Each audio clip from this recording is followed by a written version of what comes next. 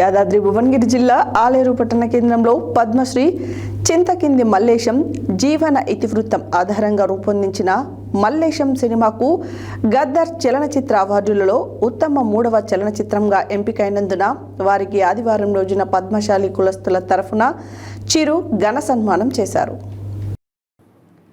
యాదాద్రి భువనగిరి జిల్లా ఆలేరు పట్టణ కేంద్రంలో పద్మశ్రీ చింతకింది మల్లేశం జీవన ఇతివృత్తి ఆధారంగా రూపొందించిన మల్లేశం సినిమాకు గద్దర్ చలనచిత్ర అవార్డులో ఉత్తమ 3వ చలనచిత్రంగా ఎంపికైనందున వారికి ఆదివారం రోజున పద్మశాలి కులస్తుల తరఫున చిరు సన్మానం చేశారు.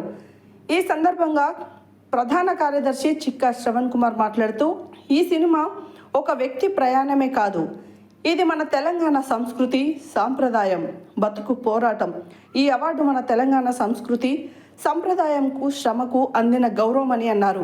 ఈ కార్యక్రమంలో పద్మశాలి కుల పెద్దలు, నాయకులు, కుల బాంధవులు బడుగు జహంగీర్, రచ్చా హనుమంతు, చింతకింది ప్రకాష్, చింతకింది మార్కండేయ, దూడం లక్ష్మీనారాయణ, యలగందుల స్వామి, గాడిపెల్లి రమేష్, శ్రీరాముల శ్రీనివాస్, అమృతం, నరసింహులు, దాసి సతీష్, మెరుగు శ్రీధర్, గట్టు రాజు, ఎలగందుల సిద్ధులు, చింతకింది గిరిప్రసాద్, బోగా రమేష్, చెన్న ఎల్లయ్య, మహేశ్వరం ఆంజనేయులు, నారాయణ, వెంకటేష్, బింగి శ్రీనివాస్ తదితరులు పాల్గొన్నారు.